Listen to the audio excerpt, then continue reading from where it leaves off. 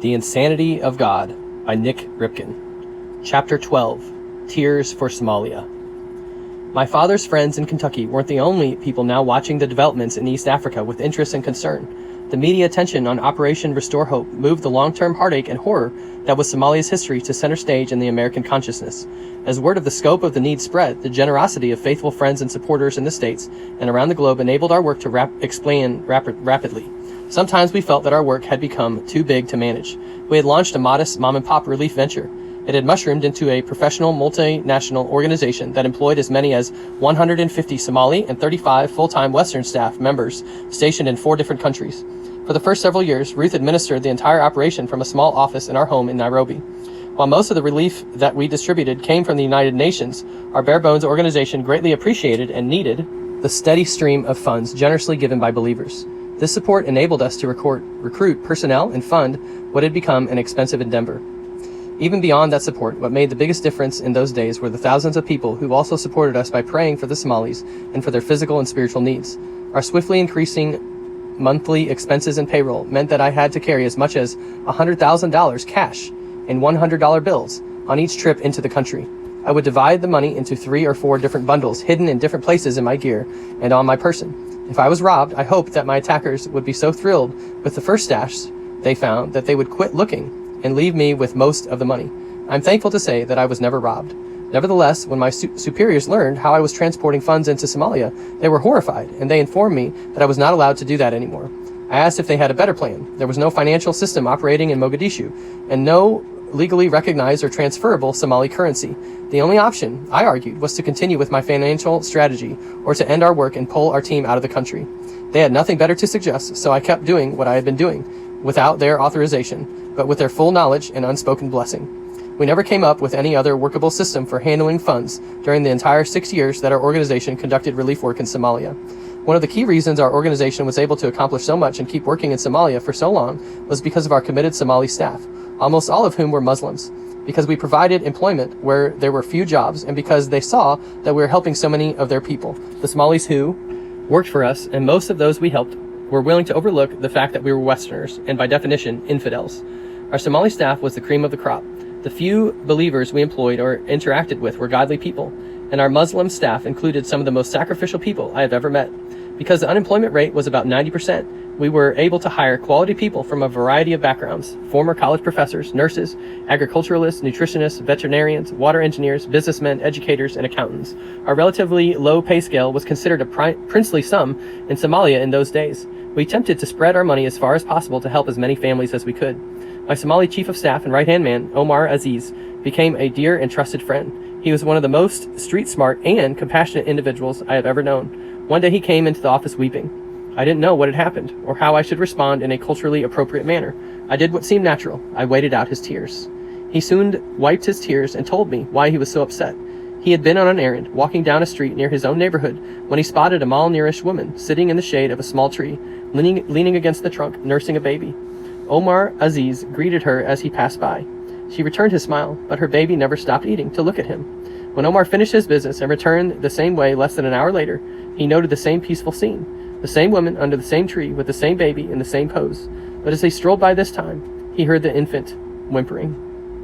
He glanced in that direction and immediately sensed that something was wrong. The tiny child cried and squirmed in its mother's arms, but the woman seemed oddly still. For just a moment, Omar assumed that the woman was asleep. As he stepped toward her, however, he realized the truth. In the time since he had last walked down the street, the young mother had died. He walked over to the woman, bent down to gently lift the baby from its mother's arms, and tried to comfort the child. He could find no identification papers for the woman, so Omar walked around the neighborhood, knocking on doors, searching in vain for someone who might know her. He managed to round up enough people to give the woman a proper burial, but no one seemed to know her well enough to take the child. By this time, tears were streaming down Omar Aziz's face again as he said, "I don't know what to do with the baby." Then he exclaimed in an anguished voice, "My poor country, what is going to become of us?" What became of that baby made for a happier than expected ending to a tragic story when Omar Aziz found another nursing mother whose baby had just died. That woman was thrilled to care for this child. I knew that Omar had witnessed many scenes that were more shocking than the one he encountered that day, but when people are forced to deal with a daily barrage of human suffering and inhumane violence, the emotional response is never predictable. Sometimes it is possible to remain calm and relatively detached. At other times, sometimes without warning, the dam breaks and there is emotional turmoil. The trigger for these emotional floods is not always dramatic. It might be something as simple as seeing yet another orphan baby. At other times, it is the cumulative result of countless microscopic nicks and cracks caused by the constant reminders of brokenness all around. Sometimes, we would be moved most by small deeds of kindness or tenderness.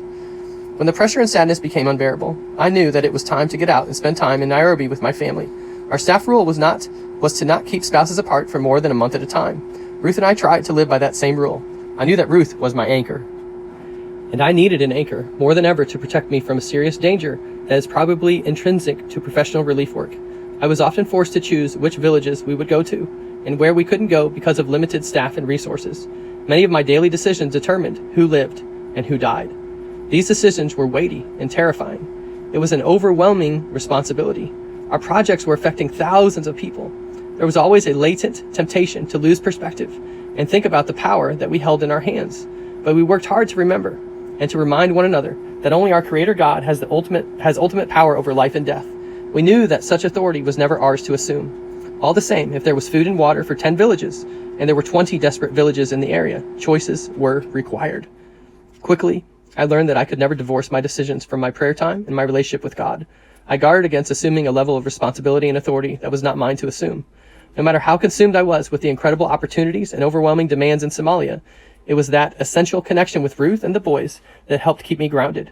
The way they welcomed me home every time I landed in Nairobi reminded me that my God-given roles as husband and father were essential to my ministry too. Ruth was an equal partner in our venture. When I was away in Somalia, I devoted my full attention to our relief work. Back in Nairobi, Ruth had become the ultimate multitasker. In my absence, she mothered and fathered our 3 boys and assumed responsibility for maintaining a busy household. She did all of that while running our base of operations.